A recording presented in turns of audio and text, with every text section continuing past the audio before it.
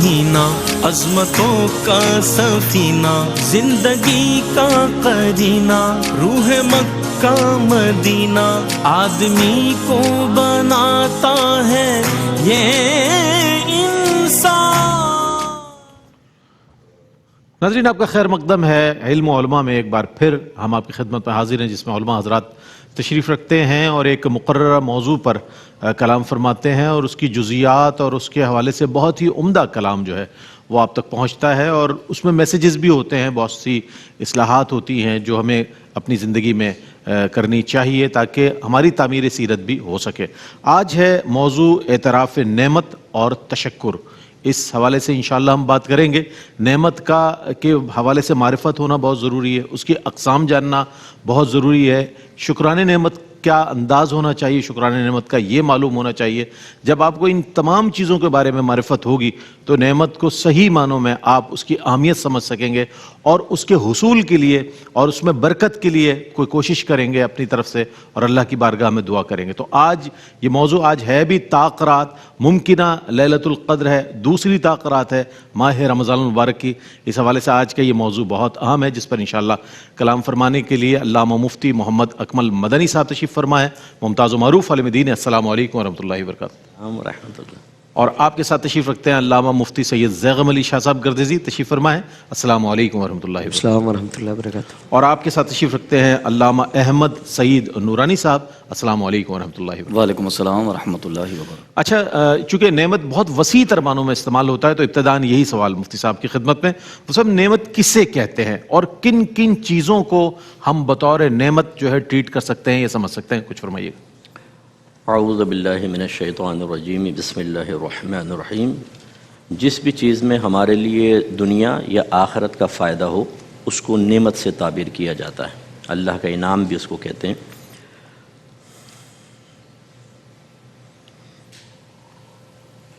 جس بھی چیز میں دنیا کا فائدہ ہو یا آخرت کا فائدہ ہو اس کو نعمت سے تعبیر کیا جاتا ہے، اور یہ مختلف اقسام کی ہوتی ہیں۔ ایک تو یہ کہ وہ نعمت کہ جس کو ہم پہچان جاتے ہیں کہ یہ اللہ کی نعمت ہے، جیسے سب سے بڑی نعمت نبی کریم صلی اللہ علیہ وسلم کی امت میں پیدا ہونا، بے شک۔ پھر اس سے بڑی نعمت کہ اہل محبت میں سے ہونا، پھر اس کے ساتھ ساتھ مسلمان گھرانے میں پیدا ہونا۔ بے شک۔ یہ وہ نعمتیں ہیں کہ بعض اوقات انسان ان کی طرف توجہ نہیں کرتا، کمی نعمت کا شکوہ ہوتا رہتا ہے، لیکن جو اللہ نے بغیر مانگے آپ کو اتنی بڑی نعمت عطا فرمائی کہ جس کا VIP پروٹوکول آپ کو میدان محشر میں ملے گا، اس پر ہماری توجہ نہیں ہوتی۔ نبی کریم صلی اللہ علیہ وسلم نے فرمایا کہ خدا کی قسم، جب تک میں داخل جنت نہ ہو جاؤں پچھلے تمام نبیوں پہ جنت حرام ہے، اور جب تک میری ساری امت داخل جنت نہ ہو جائے پچھلی امتوں پہ جنت حرام ہے۔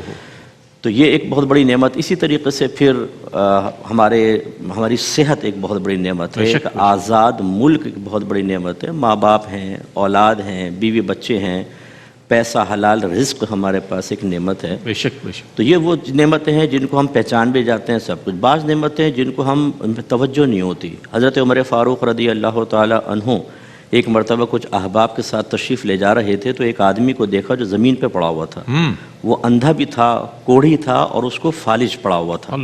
تو آپ نے اپنے ساتھیوں سے فرمایا کہ تم اس پر اللہ کی نعمت کا کوئی اثر دیکھتے ہو؟ تو انہوں نے کہا اس کے پاس تو بظاہر کچھ بھی نہیں ہے۔ فرمایا کیوں؟ کیا یہ پیشاب آرام سے نہیں کر سکتا؟ آپ یہ دیکھیں ہماری توجہ نہیں ہوتی، ہم واش روم سے باہر نکلتے ہیں سمجھتے ہیں بہت بڑا احسان کر کے آ گئے ہیں، اور یہ اس میں کون سا نعمت کا پہلو ہے؟ آج پیشاب بند ہو جائے، جن کی آنتوں کے کینسر ہو گئے ہیں، ڈاکٹر نے مصنوعی طور پر گندگی کو جسم سے نکالنے کا انتظام کیا ہے، وہ ذرا تصور کریں۔ مجھے تو ایسے لوگ جو بھیجتے رہتے ہیں نا، کیونکہ یہ چیزیں ہمارے سامنے آتی رہتی ہیں، ویسے تو ہر ایک تو مشاہدہ نہیں کرتا ہر ایک کا، تو دل ایک دم بند سا ہونے لگتا ہے کہ وہ کہتے ہیں اللہ تیرا شکر ہے کہ تو نے اتنی بڑی بڑی نعمتیں عطا فرمائی۔ اسی طریقے سے جب آپ گھر سے نکلتے ہیں، کسی مقام پہ پہنچتے ہیں، واپس گھر آتے ہیں، کبھی ہم نے سوچا کہ یہ بھی بہت بڑی نعمت تھی کہ نہ ایکسیڈنٹ ہوا، نہ اسنیچنگ ہوئی، نہ میری ٹانگیں ٹوٹیں، اس پر ہمیں اللہ کا شکر ادا کرنا چاہیے تھا۔ ایسی کوئی خدا نہ خواستہ۔ یہ جو اسکوٹر چلانے والے ہوتے ہیں نا، 10 دفعہ میں چونکہ گاڑی اکثر خود ہی ڈرائیو کرتا ہوں کراچی کے روڈوں پہ، مجھے بڑا تجربہ ہے، تو یوں نکلیں گے، اچھا وہ خود یہ سوچتا ہوگا کہ میں نے کتنی زبردست چلائی ہے کہ میں بچ کے نکل آیا. ارے بھائی تمہیں 10 نے بچایا بلکہ اللہ نے تمہیں بچایا, ورنہ تم تو زمین پہ گرتے. بے شک. تو اس لیے یہ بھی بہت بڑی نعمتیں ہوتی ہیں. اچھی بیوی کا مل جانا, بعض اوقات آدمی قدر نہیں کرتا, اس کی صرف خراب چیزوں پہ نگاہ ہوتی ہے. تو یہ نہیں کرتی, تو یہ نہیں کرتی, فلاں وقت میں تو نے اپنے میکے جا کے یہ بول دیا, میری ماں سے ایسا کیا. جو اس کے اچھے اوصاف ہیں وہ بھی دیکھیں تو پتہ چلے گا بیوی بہت بڑی اللہ کی نعمت ہے. بے شک بے شک. ایسے شوہر بہت بڑی عورت کی نعمت ہوتا ہے. وہ کہتی ہے کہ اللہ کرے گا اس کو موت ہی دے دے, اس سے بہتر تو میں اکیلی رہ جاؤں. لیکن آج اگر وہ شوہر واقعی اس کو موت آ جائے نا, اور آپ گلی سے نکلیں, چاہے شوہر کانکڑی سا کیوں نہ ہو, چاہے وہ بیچارہ کو طاقت نہ رکھتا ہو, لیکن دیکھنے والے نگاہ ہٹا لیتے ہیں کہ شوہر ساتھ چل رہا اور اب آپ جب نکلیں گی نا آپ باہر, تو 50 گندی نگاہیں, حریصانہ نگاہیں آپ پر ڈالیں گے. چاہے آپ میں حسن و جمال ہو یا نہ, ان کو اس سے کوئی دلچسپی نہیں ہوتی, وہ اپنی گندی نظریں ڈالتے ہیں. تو پھر عورت کو احساس ہوتا ہے کہ واقعی اب جو عدم تحفظ کا احساس ہے وہ شوہر کے ساتھ مجھے کبھی بھی نہیں ہوا. اتنی بڑی نعمت ہے شوہر, تو اتنی بڑی نعمت. تو یہ بھی ہمیں شعور بیدار کرنا چاہیے. اگر آپ کو کورونا ہوا, کورونا نہیں ہوا آپ کو, لوگوں کو ہوا بہت سارا, تو یہ بھی تو ایک اللہ کی نعمت تھی نا بہت بڑی, کہ اللہ نے اتنے بڑے سے محفوظ کیا. تو یہ جو ایسی نعمت ہوتی ہے جو غور و تفکر کے بعد ان کا انکشاف ہوتا ہے, تو اس پر بھی توجہ کرنی چاہیے. اور ایک آخری بس بات یہ ہے کہ کچھ نعمتیں نہیں ہوتی, وہ زحمتیں ہوتی ہیں, لیکن لوگ اس کو اپنے حساب سے نعمت تصور کر لیتے ہیں. جیسے رشوت لینے کے بعد بولتے ہیں یار یہ آج تو عیدی آ گئی ہے, آرام سے عیدی ہو جائے گی, وہ اس کو نعمت سمجھتا ہے. حالانکہ تو بہت بڑی زحمت ہے. ایک ہورنچی کو جو جہاز بنے پھر رہے ہیں, جو آپ کو اکثر نظر آتے ہیں گرے ہوئے, پھر جہاز لینڈ بھی کر جاتا ہے, وہ پھر کئی گھنٹے لینڈ کیا رہتا ہے. تو ان کو اگر ہیرن کی پڑیا مل جائے نا, تو کہتا ہے یہ سب سے بڑی نعمت. سب سے بڑی نعمت. اگر ایک سنیچر باہر نکلتا ہے, وہ واپس آتا ہے فاتح کی حیثیت سے, تو آ کر بتاتا ہے آج تو 10 موبائل مجھے ملے, وہ اسی کو سمجھتا ہے کہ یہ فتح ہے.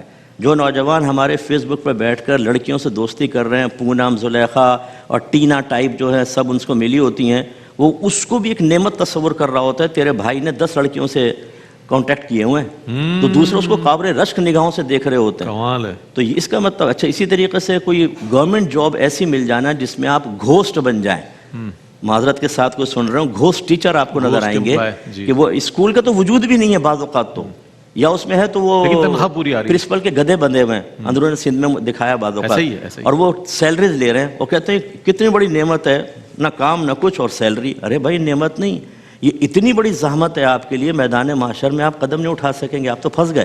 اس لیے یہ بھی شعور بیدار کرنا بہت ضروری ہے کہ کیا نعمت ہے حقیقی طور پر, اور کیا نعمت کے رنگ میں ایک زحمت ہے, لیکن آپ کو سمجھنے کا شعور حاصل نہیں ہے.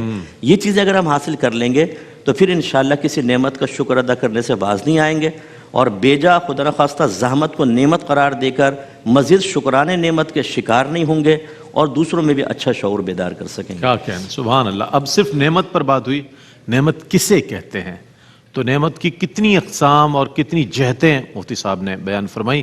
اور اب ہم بڑھتے ہیں کہ قرآن و حدیث میں کس انداز میں ذکر آیا ہے ان چیزوں کا, تو اس پر بھی انشاءاللہ کلام کریں گے. ایک مختصر سا وقفہ ہے, وقفے کے بعد لوٹتے ہیں, ہمارے ساتھ رہیے گا. جی ناظرین, آپ کا خیر مقدم ہے علم و علماء میں. آج اعتراف نعمت اور تشکر کے عنوان کے ساتھ ہم آپ کی خدمت میں حاضر ہیں. ابتدائی جو آپ تک جواب پہنچا وہ بہت اچھے انداز میں, اور اب ہم آگے بڑھتے ہیں, اور قرآن و حدیث میں انعامات کا کس انداز میں ذکر آیا ہے. میں علامہ مفتی سید زیغم علی شاہ صاحب گردیزی سے گزارش کروں گا کہ اس پر کچھ روشنی ڈالیے گا. بسم اللہ الرحمن الرحیم. اللہم صلی علی محمد وعلی آل محمد وبارک وسلم. شکریہ رئیس بھائی. اللہ تعالیٰ نے ہمارے وجود سے متعلق اور اس کائنات کی 4 دیواری میں بے شمار نعمتیں عطا فرمائی ہیں, اور خود بار بار اس کا تذکرہ فرمایا گیا کہ اگر ان نعمتوں کا شمار اور احاطہ کرنا چاہو تو نہیں کر سکتے.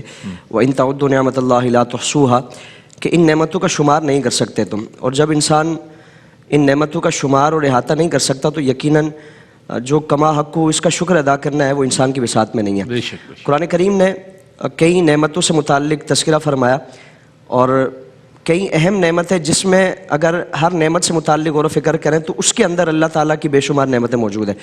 سورہ دہر میں اللہ رب العالمین نے آغاز میں انسان سے متعلق ایک بڑی نعمت کا تذکرہ فرمایا کہ انسان کے لیے سب سے بڑی نعمت کیا ہے کہ اللہ تعالیٰ نے اسے عدم سے وجود بخشا ہے. هل أتى على الإنسان حين من الدهر لم يكن شيئا مذكورا.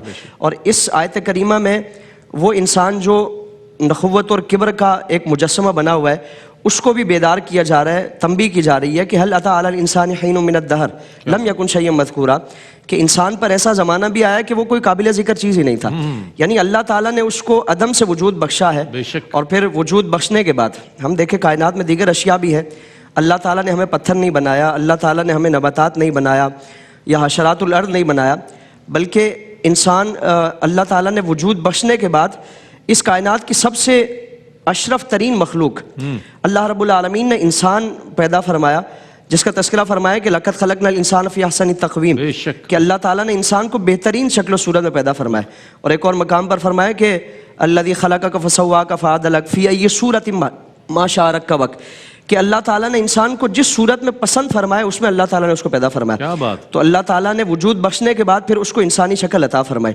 انسان بنایا اللہ رب العالمین نے، اور پھر انسانوں میں بھی دیکھیں اربوں کھربوں انسان ہیں اور مختلف عقائد و نظریات کے ہیں، مختلف مذاہب کے ہیں۔ انسان بنانے کے بعد اللہ تعالیٰ کی ایک بڑی نعمت ہے کہ اس نے ہمارے سینوں میں اپنی معرفت عطا فرمائی، ایمان کا نور عطا فرمایا، وَلَٰكِنَّ اللَّهَ حَبَّبَ إِلَيْكُمُ الْإِيمَانَ وَزَيَّنَهُ فِي قُلُوبِكُمْ وَكَرَّهَ إِلَيْكُمُ الْكُفْرَ وَالْفُسُوقَ وَالْعِصْيَانَ، یہ اللہ رب العالمین کی بہت بڑی نعمت ہے، یعنی ہم وراثتاً ایک اسلام منتقل ہوتا ہوا ہم تک پہنچا، اور باپ دادا مسلمان تھے، ہم مسلمان بن گئے، تو اس سے متعلق زیادہ غور و فکر نہیں کیا جاتا کہ شاید یہ کوئی بڑی نعمت نہیں ہے۔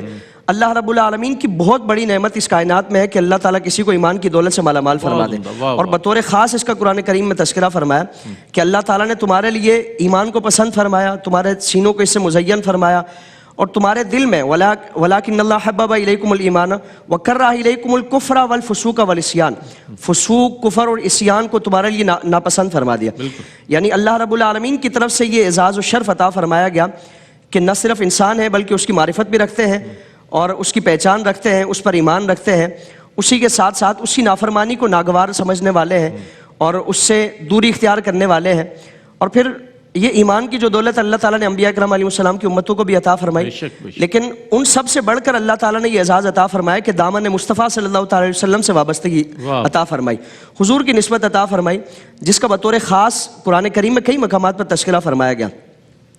حضور وہ نعمت عظمیٰ ہے نا کہ جن کا تذکرہ اللہ رب العالمین نے آپ کی آمد کے ساتھ احسان کے طور پر فرمایا، لقد من اللہ علی المؤمنین اذ بعث فیہم رسولا من انفسہم، کہ تحقیق مومنین پر اللہ تعالیٰ نے احسان عظیم فرمایا کہ ان میں اپنا پیارا رسول مبعوث فرما دیا۔ تو اب حضور نعمت عظمیٰ ہے، یہ اللہ رب العالمین کی طرف سے ایک بڑی نعمت ہے جو امام الانبیاء صلی اللہ تعالیٰ علیہ وآلہ وسلم کی صورت میں اس امت کے لیے اللہ رب العالمین نے عطا فرمائی، کہ جن کی امت میں ہونے کے لیے انبیاء کرام علیہ السلام اللہ کی بارگاہ میں دعائیں مانگتے ہیں، اللہ تعالیٰ نے ہمیں ان کی امت میں پیدا فرمایا، اور وہ امت کے جن کے لیے حضور کے صدقے سے اللہ تعالیٰ نے ایک اور اعزاز و شرف عطا فرمایا، جس کا تذکرہ قرآن کریم میں فرمایا گیا کہ کنتم خیر امت، کہ تم حضرت آدم سے لے کر حضرت عیسیٰ تک تمام امتوں میں اللہ تعالیٰ نے سب سے عظیم رتبہ تمہیں عطا فرمایا، سب سے زیادہ عظمتیں عطا فرمائی ہیں، سب سے زیادہ تمہیں عزتیں عطا فرمائی ہیں اس دنیا میں بھی اور آخرت میں۔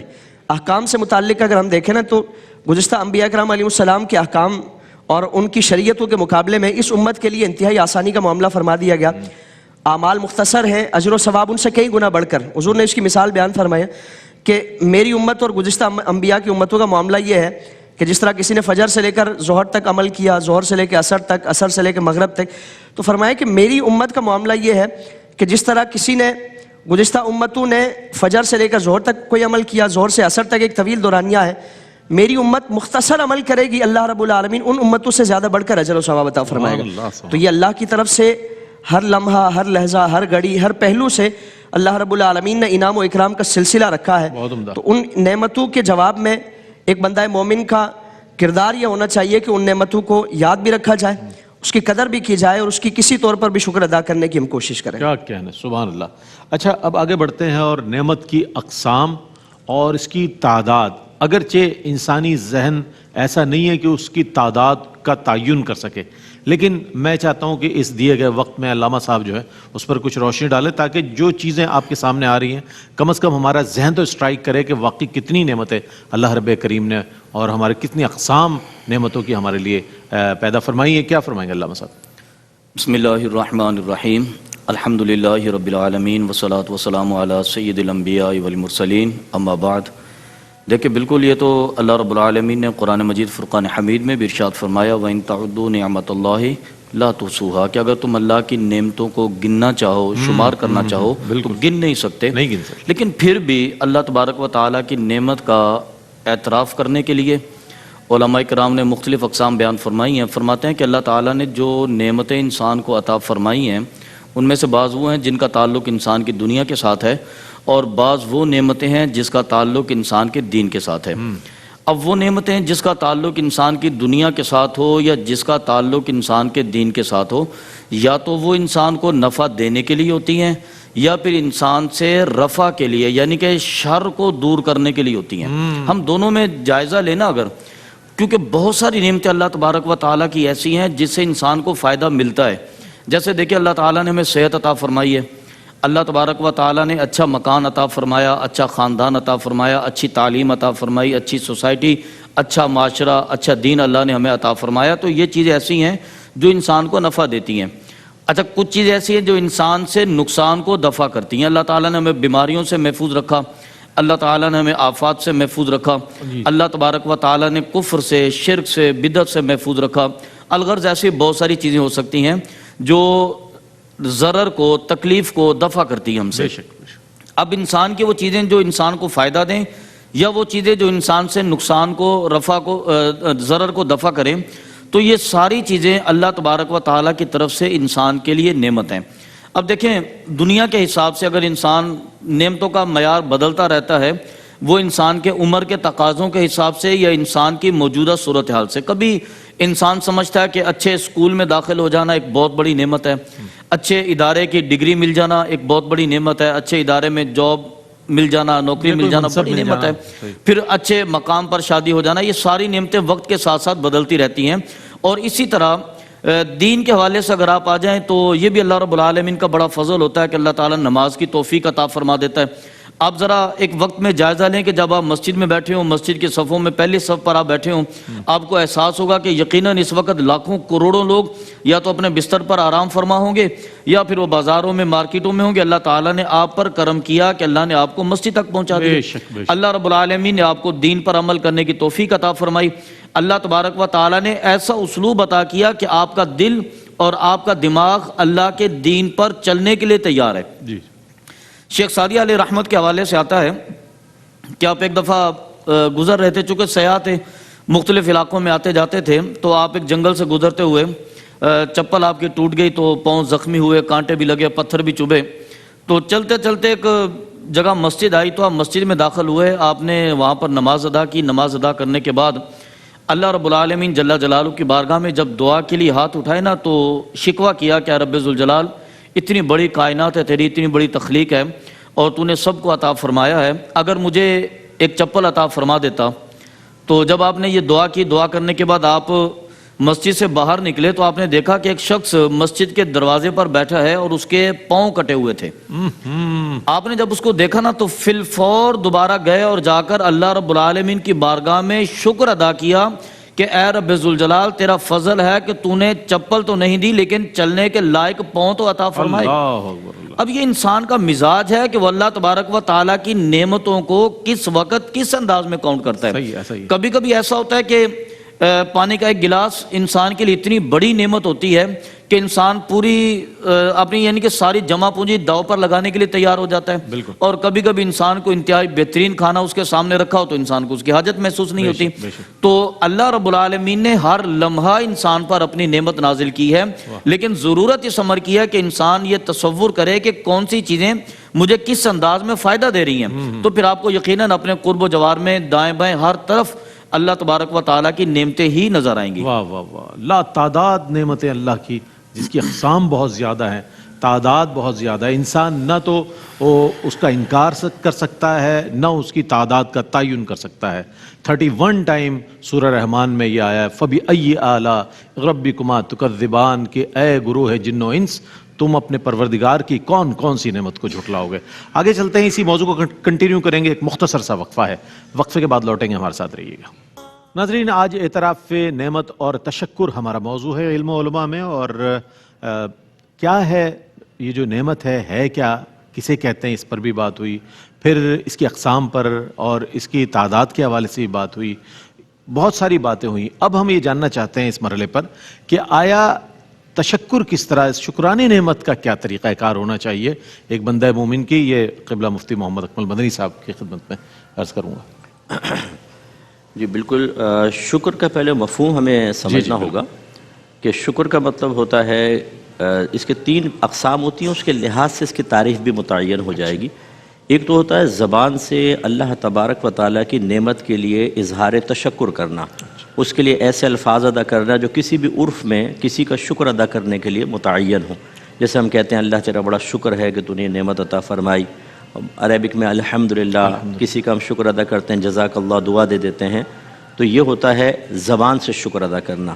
ایک ہوتا ہے شکر بالجنان، اپنے دل سے شکر ادا کرنا، اس کا مطلب ہوتا ہے نعمت کا احساس اور اعتراف کرنا، کہ ہم مشاہدے میں رہیں، گہرے تفکر میں رہیں، ہم اچھی طرح غور کریں کہ مجھے کیا کیا نعمت حاصل ہے۔ مثلا آنکھیں ہیں، اگر آنکھیں نہ ہوتی تو کیا ہوتا، کان ہیں، سماعت نہ ہوتی تو کیا ہوتا، زبان میں کہ استعمال کر رہا ہوں اگر یہ نہ ہوتی تو کیا ہوتا، بارش نہ ہوتی، دھوپ نہ ہوتی، آکسیجن نہ ہوتی تو کیا ہوتا، دیگر جو پلینٹس کے اوپر معاملات ہیں، حتیٰ کہ گریوٹی اتنی بڑی نعمت ہے کہ چیز نیچے گرتی ہے، اگر یہ ہمارے ہاتھ سے چھوٹ کر اوپر کو اڑ جاتی تو کہاں پکڑتے، غبارے کی طرح۔ آپ اندازہ کریں، آپ چائے پی رہے ہوتے، ہاتھ سے چھوٹتے تو چائے گئی، وہ تو پھر وہ ایلین ہی پی رہا ہوتا آسمان پہ۔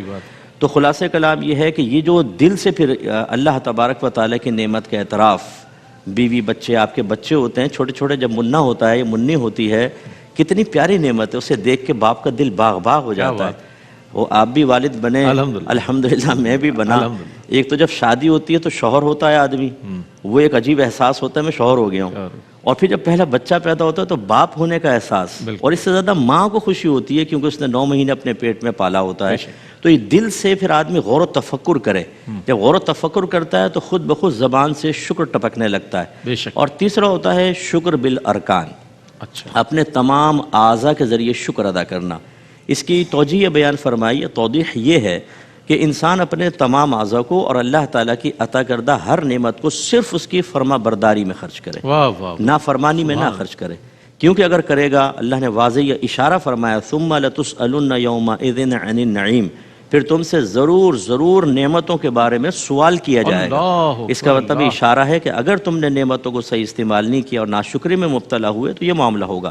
اس کا مطلب ہے آنکھ کو پاکیزہ چیزیں دیکھنے یا کم از کم مباح چیزیں دیکھنے کے لیے استعمال کریں۔ حرام قطعی کے لیے یا حرام ظنی کے لیے کیا تو میدان محشر میں کویسچن ہے اس کے اوپر اور گرفت ہوگی۔ کانوں کو اچھی چیز سننے کے لیے استعمال کریں، نہ یہ کہ آنکھوں کو گندی موویز دیکھنے کے لیے، گندے مناظر دیکھنے کے لیے سوشل میڈیا جوائن کریں، یا گندی سٹوریز کی آڈیو سننے کے لیے اپنے کان اس طرف متوجہ کریں، یا خدا نخواستہ گندے دوستوں کے ساتھ گندی گفتگو کرنے، یا فیس بک پر خراب قسم کی دوستیاں کر کے الٹی سیدھی چیٹ کر رہے ہیں، ویڈیو چیٹ ہو رہی ہے، آڈیو چیٹ ہو رہی ہے، یہ کرنے کے لیے کانوں کو استعمال کریں۔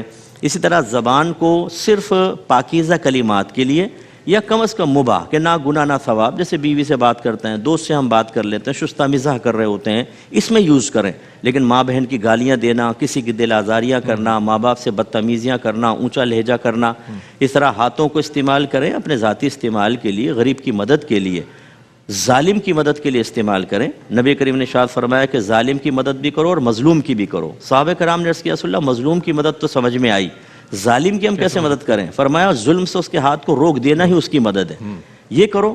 لیکن اب ان ہاتھوں کو اگر گندے کاموں کے لیے استعمال کریں، ٹچنگ کے لیے، خراب قسم کی یا رشوت وصول کرنے کے لیے اور خراب کاموں کے لیے، ایسے ستر کا استعمال پیاروں کا ہر نعمت کے بارے میں ہمیں غور کرنا چاہیے کہ اللہ تعالیٰ نے اس کے استعمال کے 2 طریقے ہمیں الہام فرما دی ہیں، ڈائریکٹ نہیں تو وہ ایک فرشتہ مقرر کیا، وہ اچھا طریقہ بتاتا ہے، شیطان کو مقرر کیا، وہ وسوسہ ڈالتا ہے۔ تعلیمات دونوں طرح کی موجود ہیں، اچھی تعلیمات بھی ہیں اور بری تعلیمات شیطان نے عام کروائی ہوئی ہیں۔ قوت فیصلہ ہمارے پاس ہے، ایک درجے کا اختیار تھوڑا سا ہمیں بھی دیا گیا ہے، اچھائی کو اختیار کرو یا برائی کو کرو۔ اب ہمیں یہ فیصلہ کرنا ہے کہ اللہ کی موجودہ نعمتوں کس چیز میں استعمال کرو۔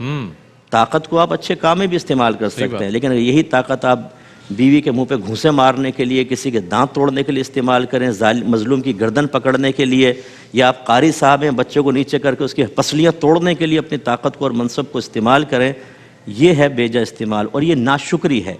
تو شکر اور ناشکری ان پر بھی کافی توجہ کی ضرورت ہے۔ تو 3 طرح کے شکر ہوئے، ایک یہ کہ زبان سے ہم اعتراف کریں ہر نعمت کے اوپر، جیسے میں اکثر اپنے شاگردوں کو سمجھاتا ہوں کہ آپ جب یہاں سے اکیڈمی سے گھر جائیں نا، گھر پہنچ کے ایک جملہ کہیں اللہ تیرا بڑا شکر ہے کہ تو نے خیریت سے یہاں تک پہنچا دیا. بے شک، وہ آپ نہیں پہنچے، اللہ نے پہنچایا ہے. بہت سے نکلتے ہیں گھر سے کام کاج کے لیے لیکن ہاسپٹل اور وہاں سے سیدھے پھر قبرستان پہنچ جاتے ہیں، انہیں واپس آنا نصیب نہیں ہوتا. اسی طرح اگر آپ کی بیوی کام کرتی نظر آئے گھر کے اندر، وہ چولہے کے سامنے کھڑی ہوئی ہے، آپ کے کپڑے دھو رہی ہے، وہ استری کر رہی ہے، آپ کے بچوں کو سنبھال رہی ہے، وہ بہت بڑی نعمت ہے. اگر یہ نہ ہوتی، ہر کام کے لیے ماسی رکھتے ہیں، آپ حساب کر لیں مہینے کے کتنے بن جاتے، اور وہ مفت میں کر رہی ہوتی ہے اور آپ کی تلخ باتیں بھی برداشت کر رہی ہوتی ہے. اس کو دیکھ کر کہیں اللہ تیرا بڑا شکر ہے کہ تو نے اتنی اچھی مجھے نعمت عطا فرمائی. ایسے اگر شوہر کیئرنگ ہے، بچوں کا خیال کرتا ہے، آپ کا خیال کرتا ہے، لیکن آپ کو باہر نہیں لے کے جا سکتا. اب ہماری خواتین کی عادت کیا ہے کہ مجھے تو آج تک باہر لے کر نہیں گئے. اچھا پھر جب ہم پرس کوشچن کرتے ہیں بہن ذرا بتائیں کیا کیا یہ ہے، ہاں یہ سب ہے، لیکن دیکھیں نا آج تک باہر لے کر نہیں گئے. میرا بھائی اپنی بیوی کو لے کے جاتا ہے، یعنی ناشکری کی انتہا ہے. بس آخر میں ایک حدیث عرض کرتا ہوں کہ ناشکراپن کس قدر نقصان کا باعث ہے. میرے آقا صلی اللہ علیہ وسلم نے عورتوں کے گروہ سے ارشاد فرمایا، اے عورتوں تم صدقہ کیا کرو کیونکہ میں نے تمہیں بکثرت جہنم میں دیکھا ہے. عرض یا رسول اللہ کس وجہ سے؟ سرکار نے ارشاد فرمایا اس لیے کہ تم ناشکری اور احسان فراموشی کرتی ہو. عرض کی کیا اللہ کی ناشکری، اللہ کی احسان فراموشی؟ فرمایا نہیں، اپنے شوہر کی. پھر فرمایا کہ ایک شوہر اپنی بیوی کے ساتھ عرصہ دراز تک اچھا سلوک کرتا ہے لیکن پھر وہ اس سے کوئی ناگوار چیز دیکھتی ہے تو کہتی ہے کہ ما رأیت منک خیرا قط، میں نے تجھ سے کبھی کوئی بھلائی دیکھی ہی نہیں. قطو کا لفظ جو ہے نا، قطو ماضی کے اندر ہر چیز کے مطلقاً انکار کے لیے آتا ہے. قطو کا لفظ سرکار نے استعمال فرمایا کہ ایک لمحے میں سارے اس کے احسانات کو فراموش کر کے منہ پہ مار دینا. یہ میری بہنیں جو سن رہی ہے میں گزارش کرتا ہوں یہ چیز آپ کے لیے جہنم کا راستہ بن سکتی ہے. اس لیے اچھے شوہر کو دیکھیں تو اللہ کا شکر ادا کریں. ایسی فرما بردار اولاد کو دیکھیں تو چھوٹی چھوٹی باتوں میں پکڑ کر کے ان کو ذلیل نہ کریں، شکر ادا کریں. اللہ تیرا شکر ہے اگر یہی شراب پی رہے ہوتے، ڈرنک کر رہے ہوتے، زنا کرتے ہوئے پکڑے جاتے، کرائم کرتے ہوئے پولیس ان کو پیٹ رہی ہوتی اور میڈیا کے اوپر ہتھکڑی لگی ہوتی اور ہماری عزتوں کے جنازے نکال رہے ہوتے تو کیا ہوتا. تو اپنی اولاد کے بھی احسان اور شکر ادا کریں، اللہ کا احسان مانیں. تو خلاصہ کلام یہ کہ موضوع بہت بڑا ہے لیکن یہ ایک اصول کی سی حیثیت سے میں نے چند باتیں عرض کی ہیں. اللہ مجھے بھی عمل کی توفیق عطا فرمائے اور میں دعا کرتا ہوں میرے بہن بھائی جو سن رہے ہیں خاص طور پر انہیں اور ان کو آگے جن کو شعور بیدار کریں انہیں بھی عمل کی توفیق عطا فرمائے. بہت خوبصورت انداز میں تین جو طریقے ہیں، زبان سے، دل سے اور اپنے اعمال و افعال سے جو شکران نعمت ہے، کس انداز میں اس کو مفتی صاحب نے بیان فرمایا. اچھا شکران نعمت کا قرآن و حدیث کی روشنی میں جو احکامات ہیں اس حوالے سے ہم چاہیں گے مفتی سید زیغم علی شاہ صاحب گردیزی اس پر کچھ کلام فرمائیں. اس میں پوری دنیا کا یہ ایک مسلمہ اصول ہے کہ جب کوئی کسی پر کوئی احسان کا معاملہ کرتا ہے تو شکر گزاری کو محبوب سمجھا جاتا ہے، محمود سمجھا جاتا ہے اور ناشکری کو معیوب سمجھا جاتا ہے. اور قرآن کریم میں بھی اس کی درجنوں مقامات پر تاکید فرمائی گئی. قرآن کریم میں فرمایا کہ والدین کے تعلق سے فرمایا کہ انشکر لی ولی والدیک، یعنی ہم آیت کریمہ کا اسلوب دیکھیں نا کہ والدین کے احسانات محدود ہوتے ہیں، مختصر ہوتے ہیں، لیکن ان سے متعلق بھی فرمایا کہ ان کا شکر ادا کرو، میرا شکر ادا کرو. تو جب والدین کا شکر ادا کرنے کی تاکید فرمائی جا رہی ہے محدود ان کے احسانات کے باوجود، تو اللہ تعالیٰ کے احسانات تو لامحدود ہیں. اللہ تعالیٰ کے احسانات بے حساب و بے شمار ہیں. تو ہمیں اللہ رب العالمین کا کس قدر شکر ادا کرنا چاہیے ہم اس کا اندازہ کر لیں. پھر قرآن کریم میں ایک اور مقام پر رزق کے حوالے سے اللہ رب العالمین نے فرمایا، ارشاد خداوندی ہے کہ یا ایھا الذین آمنوا کلوا من طیبات ما رزقناکم واشکروا للہ ان کنتم ایاہ تعبدون، کہ اے ایمان والو کھاؤ اللہ رب العالمین کی دی ہوئی پاکیزہ ستھری چیزیں، واشکروا للہ، اور اللہ رب العالمین کا شکر ادا کرو. یعنی یہ تمہارے لیے اللہ تعالیٰ نے رزق عطا فرمایا ہے، بہترین پاکیزہ ستھری چیزیں تمہیں کھانے کے لیے عطا فرمائی ہیں، تو کھا کر اللہ رب العالمین کا شکر ادا کرو کہ باری تعالیٰ میری کوئی اتنی اوقات نہیں تھی، میری کوئی اپنی حیثیت نہیں تھی کہ میں اپنے بلبوتے پر کوئی چیز حاصل کرتا. یہ تیری خالص عنایت ہے اور تیری طرف سے کرم ہے کہ تو نے مجھے رزق کے قابل سمجھا، رزق عطا فرمایا ہے. تو جب رزق عطا فرمائے جانے پر اس سے فائدہ حاصل کرنے پر اللہ رب العالمین کا شکر ادا کیا جائے گا تو اللہ تعالیٰ اس کی برکتیں بھی عطا فرمائے گا. پھر اسی طرح اللہ رب العالمین نے ہمارے وجود میں آنکھیں عطا فرمائی، کان عطا فرمائے، پھر اسی طرح دل عطا فرمایا. بطور خاص ان چیزوں سے متعلق فرمایا کہ وَجَعَلَ لَكُمُ السَّمْعَ وَالْأَبْصَارَ وَالْأَفْئِدَةَ قَلِيلًا مَا تَشْكُرُونَ، کہ اللہ رب العالمین نے تمہیں سماعت عطا فرمائی، بصارت عطا فرمائی، تمہیں دل عطا فرمایا جس کا دار و مدار تمہارا پورا وجود اس پر دار و مدار ہے اس کا. تو فرمایا کہ لعلکم تشکرون، تاکہ تم شکر ادا کرو. یعنی یہ ایسی نعمتیں ہیں کہ ہم ان کا تصور کریں. صرف آنکھ کا ہم جائزہ لینا، آنکھ سے متعلق اللہ رب العالمین نے صرف آنکھ کے چھوٹے سے ایک حصے میں بے شمار نعمتیں عطا فرمائی ہیں. آج کے اس جدید دور میں بھی جتنے میگا پکسل کیمرہ آپ اٹھا لیں اس کے مقابلے میں کئی ہزار گنا بڑھ کر اللہ تعالیٰ نے اس میں طاقت عطا فرمائی ہے. تو ہم دیکھیں، اور پھر آنکھ کے اوپر جو یہ اللہ تعالیٰ نے پلکیں عطا فرمائی ہے، بھویں عطا فرمائی ہے، یہ شیلٹر، یعنی اس کی اگر اہمیت اور افادیہ ہم دیکھیں نا، ہم ارادہ کرتے ہیں، ہم اس کو بند کرنا چاہیں بند ہو جاتی ہے، ہم اس کو کھولنا چاہیں کھل جاتی ہے. اگر اس کے پٹھے کام کرنا چھوڑ دیں پھر ہم اندازہ کریں کہ، اور یہ ایک ماضی قریب میں ایک واقعہ اس طرح کا گزرا ہے کہ وہ ارب پتی ہونے کے باوجود وہ آنکھوں کے جو یہ پٹھے ہیں یہ کام کرنا چھوڑ دیے. اب وہ کوئی اگر اس کو کھولے گا، کھول کر اس کو ایک کسی چیز سے چپکا دیا جائے گا، جب تک وہ اس کیفیت میں ہے وہ آنکھیں کھلی ہوئی ہیں. جب وہ بند کرنا چاہے گا تو اس کو ہٹا دیا جائے گا تو بالکل آنکھیں بند ہو گئی. یعنی اللہ رب العالمین نے ہمارے وجود میں بے شمار نعمتیں عطا فرمائی ہیں، اور بار بار تاکید فرمائی جا رہی ہے کہ اگر نعمتوں کا شکر ادا کرو گے اللہ تعالیٰ ان نعمتوں کی حفاظت بھی فرمائے گا اور ان میں برکتیں بھی عطا فرمائے گا. لَإِن شَكَرْتُمْ لَأَزِيدَنَّكُمْ، شکر ادا کرو گے اللہ رب العالمین نعمتوں میں اضافہ فرمائے گا. ایک مختصر سا وقفہ لیتے ہیں یہاں پر، اور وقفے کے بعد لوٹیں گے انشاءاللہ، کنٹینیو کریں گے اسی موضوع کو. ہمارے ساتھ رہیے گا.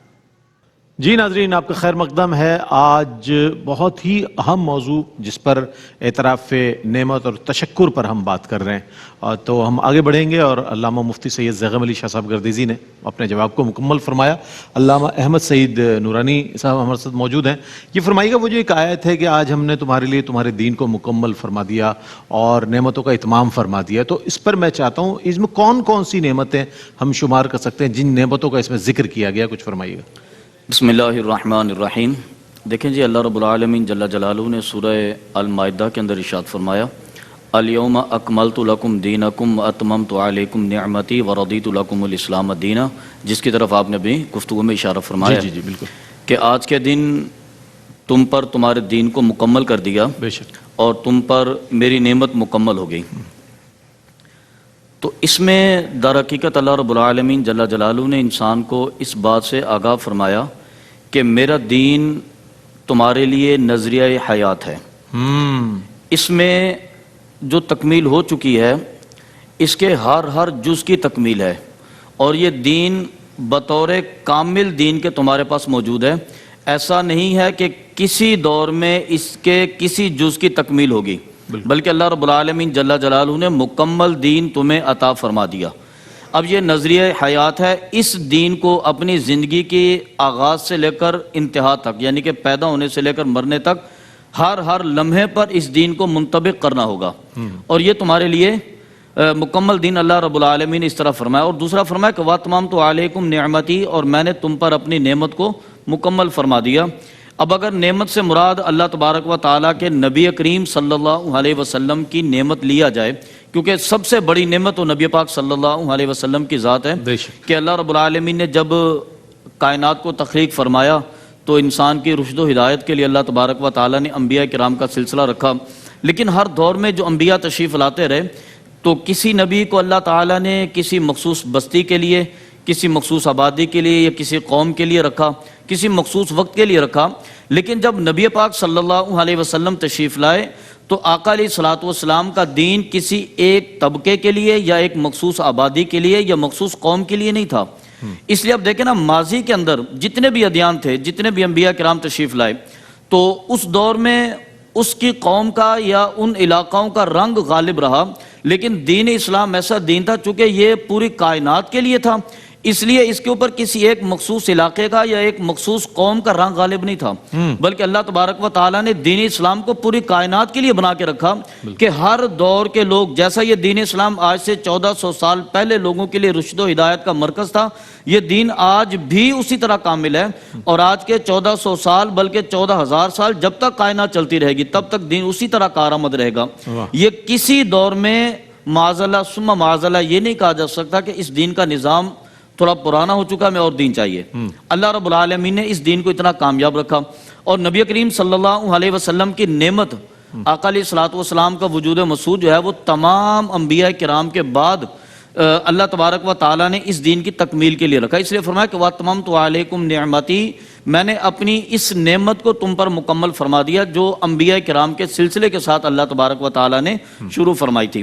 اب ضرورت اس امر کی ہے کہ دین کی تکمیل ہو نظریہ حیات کی صورت میں یا انبیاء کرام کی معرفت کی صورت میں، نبی کریم صلی اللہ علیہ وسلم کی ذات اقدس کی صورت میں، انسان کو ضرورت اس امر کی ہے کہ وہ ہر صورت میں اللہ تبارک و تعالیٰ کا شکر ادا کرنے کے لیے اس کے اندر راستے تلاش کرے۔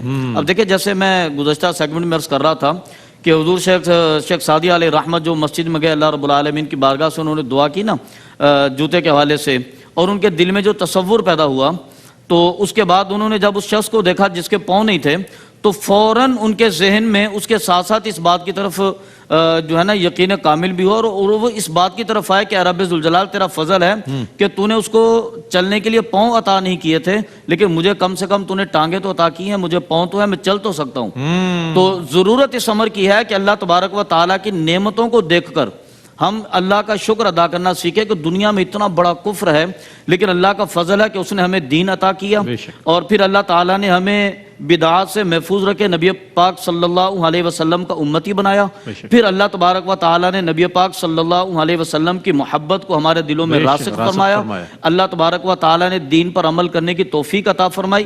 ہر صورت میں یعنی کہ آپ زندگی کے لحظہ بلحظہ چلتے چلے جائیں نا، آپ کو اندازہ ہوگا کہ اللہ تبارک و تعالیٰ کی نعمت کس انداز میں ہم پر نازل ہوتی رہی۔ تو انسان ان تمام چیزوں کو دیکھ کر اللہ تبارک و تعالیٰ کا شکر ادا کرنا سیکھ جاتا ہے۔ اچھا مفتی صاحب، مفتی سید زیغم علی شہاب گردیزی، آپ سے گزارش کروں گا کہ پیغام دے دیجیے گا کہ یہ جو اعتراف نعمت اور تشکر آج موضوع ہے بھی دوسری تاخرات ہے، ممکنہ شب قدر ہے، تھوڑی سی گھڑیاں مزید باقی ہیں، اس کی چند ساعتیں باقی ہیں، تو ابھی اس وقت غور کر لیں کن چیزوں پر پیغام کی صورت میں کچھ فرمائیے گا۔ اس پہ ہمارے ہاں اس موضوع سے متعلق جو ایک بڑی کوتاہی جو عام طور پہ دیکھنے میں آتی ہے، اور جو قرآن و حدیث سے ہم اگر شکران نعمت سے متعلق ہم سیکھنے کی کوشش کریں نا، تو شکران نعمت جہاں نعمتوں کے تحفظ اور بقا کا باعث ہے، اسی طرح کفران نعمت وہ زوال نعمت کا باعث ہے۔